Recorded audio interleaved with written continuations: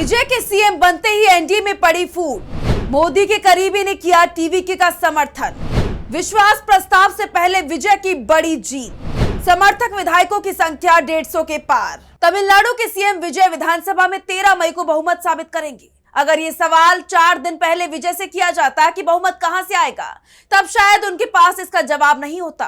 राज्यपाल राजेंद्र अर्लेकर भी विजय को इसलिए सरकार बनाने का मौका नहीं दे रहे थे क्योंकि विजय के पास 118 विधायक नहीं थे, जो बहुमत की संख्या थी। लेकिन विजय लगातार राज्यपाल से कह रहे थे कि हमें सरकार बनाने का मौका दें, हम विधानसभा में बहुमत हासिल कर देंगे।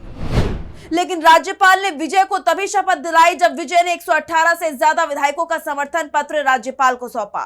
लेकिन अब 13 मई से पहले विजय के पक्ष में बड़ा बदलाव देखने को मिल रहा है। अब वो बहुमत की बात नहीं कर रहे हैं, बल्कि 2/3 बहुमत की बात कर रहे हैं। टीवीके की तरफ से दावा किया जा रहा है कि अगर विधानसभा में वोटिंग की नौबत आती है, तब विजय के पक्ष में 2/3 से ज्यादा विधायकों का समर्थन दिखाई देगा। वहीं एनडीए जो चुनाव में काफी कमजोर दिखाई दे रहा था, अब चुनाव के बाद उसमें फूट पड़ गई है। एनडीए के अधिकांश विधायक पाला बदलने की तैयारी में हैं और इसी पर आज हम अपनी स्पेशल रिपोर्ट में करेंगे बात। नमस्कार, मैं हूं आंचल।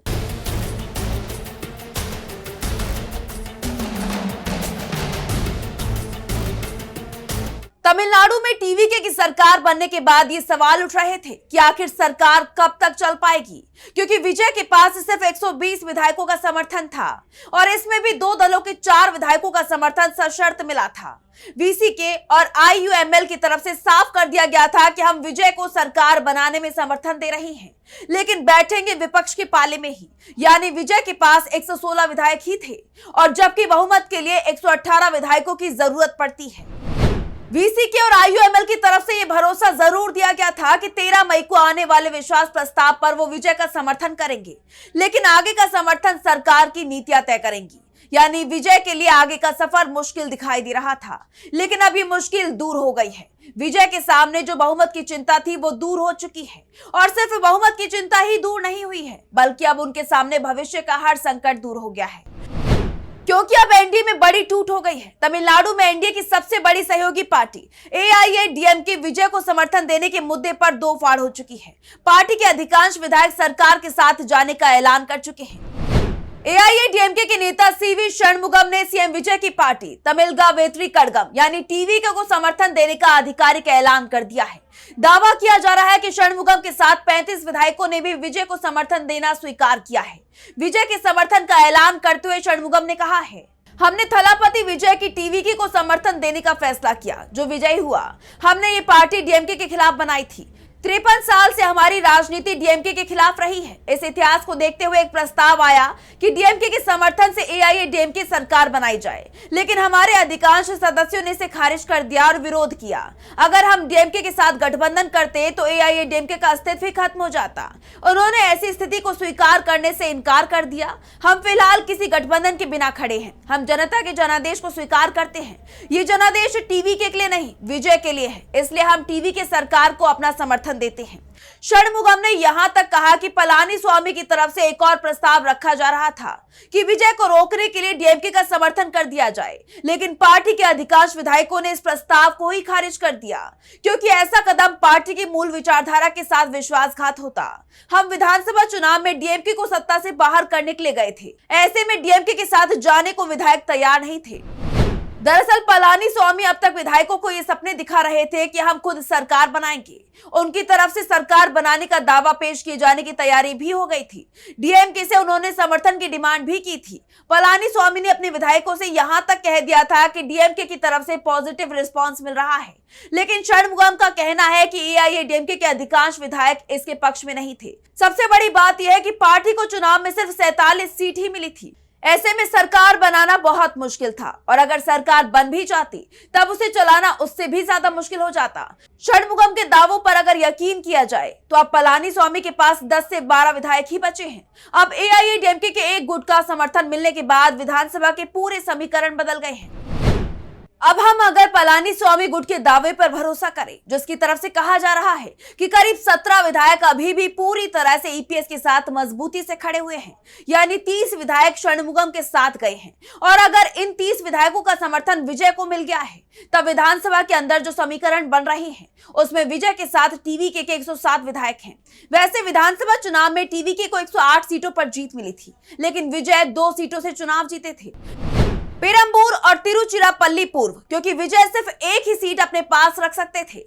एक से उन्हें इस्तीफा देना था और विजय ने तिरुचिरापल्ली पूर्व सीट से इस्तीफा दे दिया, जबकि पेरंबूर सीट को उन्होंने अपने पास रखा है। विजय के तिरुचिरापल्ली से इस्तीफा देने के कारण टीवीके के विधायकों की संख्या 107 रह गई।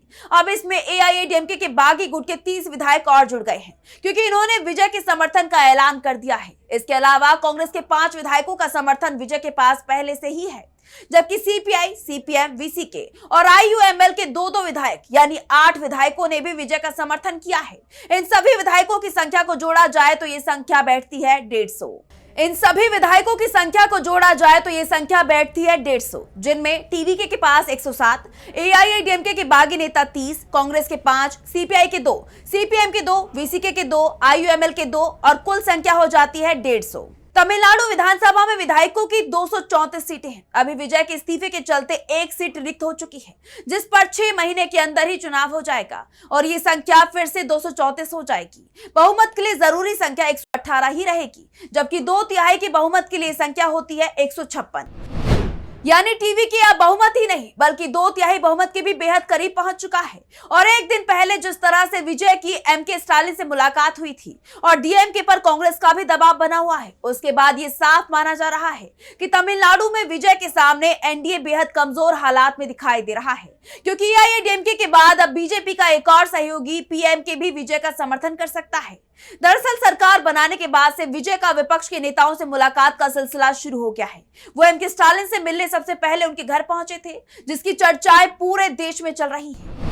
इसके अलावा उन्होंने एमडीएमके के महासचिव वाइको, पीएमके नेता अंबुमणि रामदास और नाम तमिलकर काच्ची के समन्वयक सीमान से भी उनके घरों पर जाकर मुलाकात की।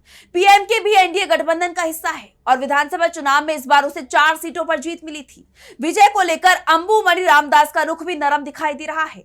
ऐसे में पीएमके भी विजय के समर्थन का ऐलान कर सकती है, जबकि एमडीएमके डीएमके गठबंधन के साथ चुनाव लड़ी थी। पार्टी को चुनाव में 1 सीट मिली। वाइको की तरफ से फिलहाल डीएमके गठबंधन के साथ बने रहने की बात कही जा रही है, लेकिन वाइको कांग्रेस नेता राहुल गांधी के संपर्क में भी हैं। लेकिन क्योंकि अब विजय के पास पर्याप्त बहुमत हो चुका है, इसलिए वाइको पर किसी भी तरह का दबाव नहीं दिखाई दे रहा है। यानी बीजेपी जो अभी तक इस कोशिश में थी कि विजय सरकार नहीं बन पाए, और जब सरकार बनाने से बीजेपी विजय को नहीं रोक पाई, तो ये कोशिश हो रही थी कि विजय विधानसभा में बहुमत साबित ना कर पाए। लेकिन बीजेपी इस कोशिश में भी अब पूरी तरह से फेल हो चुकी है और अब जो दल बीजेपी के साथ थे वो या तो विजय के साथ जा रही है या फिर उनमें बगावत हो रही है, और बगावत करने के बाद अधिकांश विधायक विजय के समर्थन का ऐलान कर रही है। यानी तमिलनाडु में विजय के सामने बीजेपी पूरी तरह से पस्त पड़ गई है। तो फिलहाल स्पेशल रिपोर्ट में बस इतना ही। वीडियो पसंद आया तो लाइक करें, साथ ही हमारे चैनल को सब्सक्राइब करें। नमस्कार।